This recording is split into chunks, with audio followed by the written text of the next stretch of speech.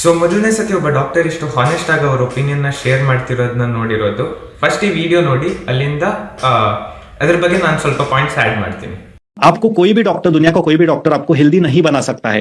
Being a doctor we are trained to treat illness. हमें wellness के लिए training नहीं दी जाती है. टाइम्स में आई थिंक आर्टिकल आया था 54% डॉक्टर्स आर आइदर हाइपरटेंसिव या फिर डायबिटिक. 54%. अभी बीइंग अ डॉक्टर अगर हम ही इससे बाहर नहीं निकल सकते हैं, हम ही दवाई और इसके ऊपर डिपेंडेंट है, तो मैं क्या कैसे बता सकता हूँ ना इसको. तो ये प्रॉब्लम है. ये ಹೆಲ್ತ್ ಕೇರ್ ಮತ್ತೆ ಸಿಕ್ ಕೇರ್ ನಡುವೆ ಇರೋ ಡಿಫರೆನ್ಸ್ ನ ತಿಳ್ಕೋಬೇಕು.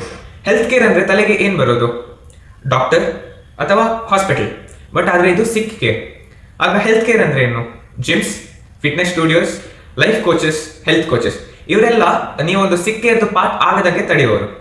ಈಗ ಒಬ್ಬ ಡಾಕ್ಟರ್ಗೆ ಹೋಗಿ ನೀವು ಏನ್ ಊಟ ಮಾಡ್ಬೇಕು ಅಂತ ಕೇಳಿದ್ರೆ ಅಲ್ಲಿಂದ ಬರೋದು ಇನ್ಫಾರ್ಮೇಟಿವ್ ಆಗಿರಲ್ಲ, ಯಾಕಂದ್ರೆ ಅವ್ರಿಗೆ ಅದು ಕಲ್ಸಿರಲ್ಲ.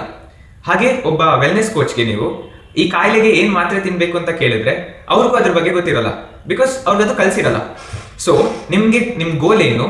ಈ ಹೆಲ್ತ್ ಬೆಟರ್ಮೆಂಟ್ ಆದ್ರೆ ನೀವು ವೆಲ್ನೆಸ್ ಕೋಚ್ ಅಥವಾ ಹೆಲ್ತ್ ಕೋಚಸ್ ಹತ್ರ ಹೋಗ್ಬೇಕು. ಎಲ್ಲಾದ್ರೂ ನಿಮ್ ಗೋಲ್ ಆಲ್ರೆಡಿ ಕಾಯಿಲೆ ಬಂದಿದೆ ನಿಮ್ಗೆ, ಅದನ್ನ ಟ್ರೀಟ್ ಮಾಡ್ಬೇಕು ಅಂತ ಇದ್ರೆ ಸಿಕ್ ಕೇರ್ಗೆ ಹೋಗ್ಬೇಕು. ಸೊ ನಿಮ್ ಗೋಲ್ ಏನು ಅಂತ ಕ್ಲಿಯರ್ ಆಗಿ ಗೊತ್ತಿರ್ಬೇಕು, ಅದಕ್ಕೆ ಎಲ್ಲಿಗೆ ಹೋಗ್ಬೇಕು ಅಂತ ನಿಮ್ ಮೈಂಡ್ ಅಲ್ಲಿ ಕ್ಲಿಯರ್ ಆಗಿರ್ಬೇಕು.